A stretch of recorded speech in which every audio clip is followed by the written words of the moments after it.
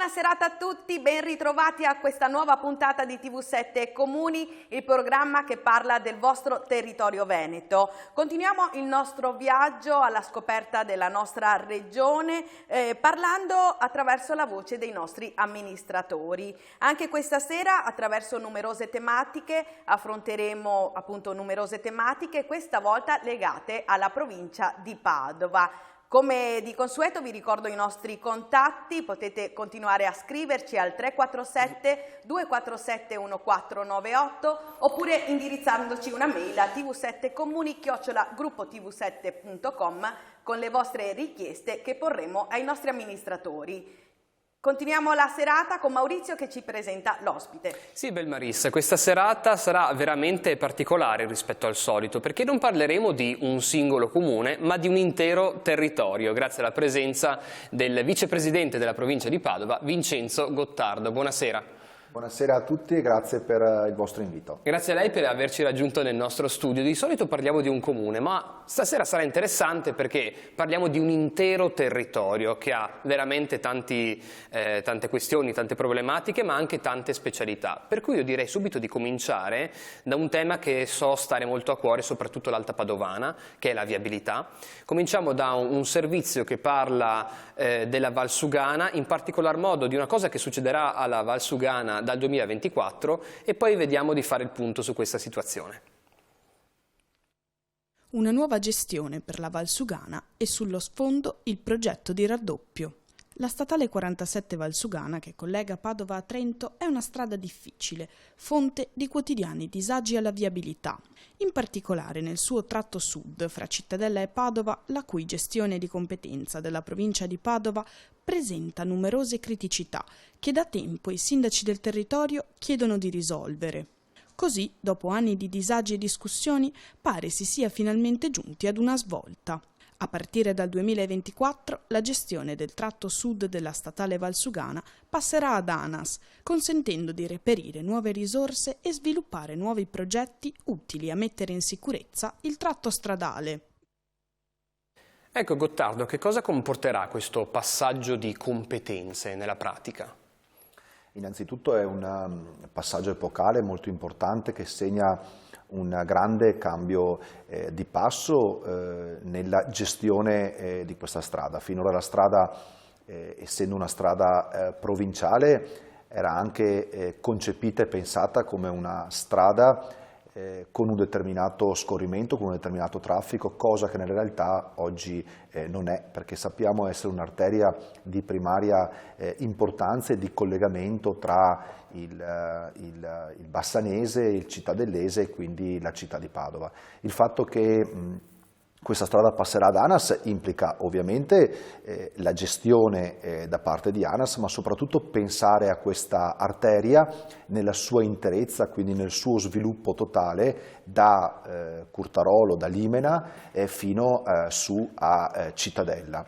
E quindi questa strada va progettata, va pensata, va gestita, va manutentata con l'importanza dell'arteria che è oggi e l'importanza strategica che rappresenta per quel territorio. Ecco, a proposito di questo, nella scorsa puntata abbiamo incontrato il sindaco di Curtarolo, Rocchio, che ha portato una richiesta, soprattutto alla provincia.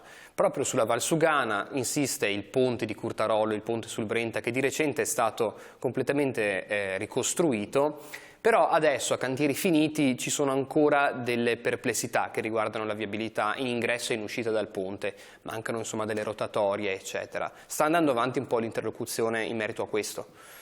Sì Maurizio, è bene specificare ed essere chiaro anche con i nostri ascoltatori. I lavori sono finiti ma il ponte di Curtarolo ad oggi è ancora un cantiere. Tant'è vero che è segnalato ampiamente con dovuta cartellonistica la presenza di un cantiere stradale e quindi i lavori sono ancora in corso. Abbiamo cercato, una volta ultimato la realizzazione del ponte, di trovare soluzioni per le connessioni del ponte a quel edificato urbano che c'è subito in prossimità del ponte, per rendere agevole l'accesso, l'entrata e l'uscita anche di queste presenze residenziali e non solo residenziali, appunto nelle vicinanze dei ponti. I lavori stanno andando avanti, come sappiamo sempre con gli affidamenti e le progettazioni degli enti pubblici i tempi si dilatano moltissimo, per cui io so che siamo in dirittura d'arrivo e che saranno assolutamente prossime le realizzazioni di alcune infrastrutture di piccola entità per agevolare appunto l'ingresso di quei residenti e la messa in sicurezza definitiva, mi riferisco in maniera particolare all'illuminazione del ponte. Quindi insomma siamo verso la risoluzione. Ricordiamo che giustamente ha detto è ancora un cantiere, insomma i lavori non sono ancora del tutto terminati. Sì, i cittadini di quel territorio hanno sicuramente dovuto pazientare e anche insomma subire dei ritardi e anche delle difficoltà dovute al cantiere in essere, ma come sempre succede un cantiere arreca comunque sempre danni e disagi temporanei ad un territorio, ma io penso che quando i lavori saranno completamente terminati e quel ponte sarà perfettamente funzionante, sicuramente il beneficio per il territorio c'è. Allora, parlando sempre di Alta Padovana, un altro dei temi ricorrenti è i mezzi pubblici, la frequenza dei mezzi pubblici, il collegamento con il capoluogo. Mi riferisco in particolar modo al comune di Santa Giustina in Colle, che aveva portato questa problematica. Spesso non ci sono abbastanza mezzi o non sono abbastanza frequenti da e per la provincia, da e per il capoluogo. Come si può agire in questo senso? Il tema del trasporto pubblico è un tema molto importante, che ha una grande incidenza sulla vita dei nostri cittadini. Pensiamo ai grandi numeri di studenti e di lavoratori che quotidianamente, grazie ai mezzi pubblici, si trasferiscono da una parte all'altra della nostra provincia, raggiungono le scuole, raggiungono i luoghi di lavoro. Pensiamo che noi le famiglie ad un autobus consegnano i propri figli, quindi la sicurezza e anche la necessità di puntualità per arrivare nei luoghi di lavoro e di scuola assolutamente in orario. In questi tempi purtroppo è cambiato molto anche nel trasporto pubblico locale e nell'utilizzo che l'utenza fa del trasporto pubblico locale. Sono cambiati i tempi e i modi del lavoro, sono cambiate le affluenze del lavoro e sono cambiate anche le richieste e le pretese, perché mi piace anche usare il termine di pretese dei cittadini, visto che un abbonamento mensile ha un costo importante, che ha un'incidenza molto importante per le famiglie. Quindi io faccio questa premessa per dire che comunque il nostro sistema di collegamento, di trasporto pubblico locale andrebbe rivisto nella sua interezza, perché è un sistema di collegamento che probabilmente era efficiente e andava bene 10 anni fa, ma in 10 anni alcune linee sono persistenti nel nostro territorio da ben più anni, ma nel frattempo sono cambiate tantissime cose e per cui io penso che andrebbe rivisto un collegamento generale, compreso il fatto che poi le criticità dovute a tante cantierizzazioni nel territorio, a cambiamenti di orari delle scuole, anche a cambiamenti di tante abitudini degli utenti e ai numeri soprattutto, perché abbiamo anni in cui determinate scuole hanno affluenze più elevate e anni in cui quelle affluenze diminuiscono notevolmente. Quindi io ho già più... Scusi, Vicepresidente, volevo chiedere, ma in base a quale criterio vengono decisi i comuni che fanno parte di questo collegamento? In precedenti mesi c'è stato anche uno scontro tra comuni perché si sentivano esclusi. Ma le linee di percorrenza, lo diciamo che tutto il territorio della provincia è collegato in maniera più o meno buona, ma tutto il territorio è collegato. Chiaro che poi ci sono dei collegamenti primari, dei collegamenti che anche in termini di affluenza e di presenza di utenti, ecco, mi piace sottolineare il fatto che molte volte moltissimi cittadini si lamentano che gli autobus sono pieni e poi magari Bus Italia, che è l'ente gestore delle linee di trasporto pubblico locale, dice: a me non risulta che quella linea è piena, perché il calcolo delle affluenze viene fatta sugli abbonamenti, viene fatta sull'utilizzo dei biglietti e non sempre c'è una corrispondenza tra il numero di abbonamenti, il numero di biglietti e l'effettiva affluenza in autobus. Resta da dire che però i territori sono tutti collegati, certo che territori più di periferia hanno vari collegamenti negli orari, nelle fasce orarie primarie, quindi alle prime ore del mattino, poi per il rientro alla sera, invece centri abitati più importanti per numero di residenti o numero di affluenza hanno collegamenti più frequenti. Più frequenti, insomma. Melmarissa, so che sono arrivate delle domande in generale per quanto riguarda la provincia di Padova, perché ne arrivano sempre per i nostri sindaci, ma ci sono due tematiche che credo possano interessare anche a Gottardo.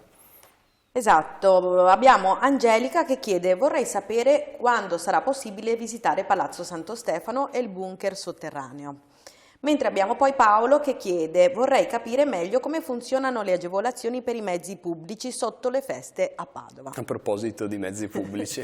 Certo, sono due domande interessanti che anche denotano un'attenzione anche del territorio per il nostro ente e per il buon funzionamento dei 102 comuni, anzi 101 dopo la fusione degli ultimi comuni di Carceri e di Rizzolo d'Este. Allora, per quanto riguarda la visita del Palazzo Santo Stefano, le visite sono prenotabili nel sito della provincia oppure contattando direttamente la provincia. Solitamente i 2 giorni di massima affluenza sono il sabato e domenica, in cui ci sono delle guide su prenotazione, delle guide dell'associazione Butterfly Arc, che gestisce appunto le visite nel nostro palazzo e nel bunker sotterraneo e nelle sale adiacenti, compresa la sala del Consiglio. Devo dire che ci dà molta soddisfazione negli ultimi mesi, negli ultimi tempi, perché c'è una grande richiesta. Finalmente quel palazzo è diventato il palazzo dei padovani che visitandolo poi ne fanno anche la promozione dovuta, e quindi devo dire che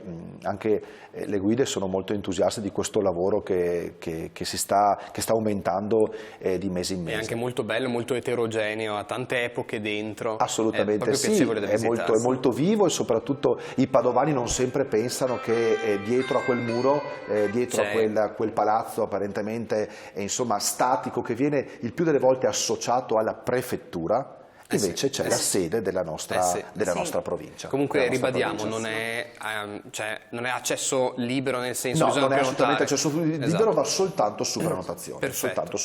Perfetto. Per quanto riguarda invece i mezzi pubblici sotto Natale? I mezzi pubblici, allora sul sito di Bus Italia ci sono tutte quante le agevolazioni che sono agevolazioni che riguardano il trasporto urbano.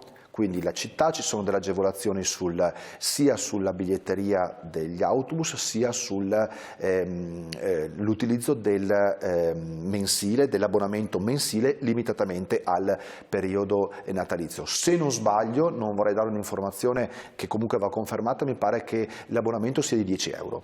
E quindi per tutto il periodo natalizio ogni padovano potrà raggiungere la città, che devo dire mi trovavo lì per alcune iniziative di apertura del Natale anche domenica, ed era una città veramente che esplodeva di presenze e anche di iniziative nel cuore della nostra città, per cui è raggiungibile il centro della città con un abbonamento di 10 euro al mese. Benissimo, noi ci fermiamo solamente un momento a Gottardo, poi torniamo a parlare della provincia, perché ci sono veramente tanti progetti di cui parlare, e ovviamente anche del Natale. Mi raccomando, non cambiate canale.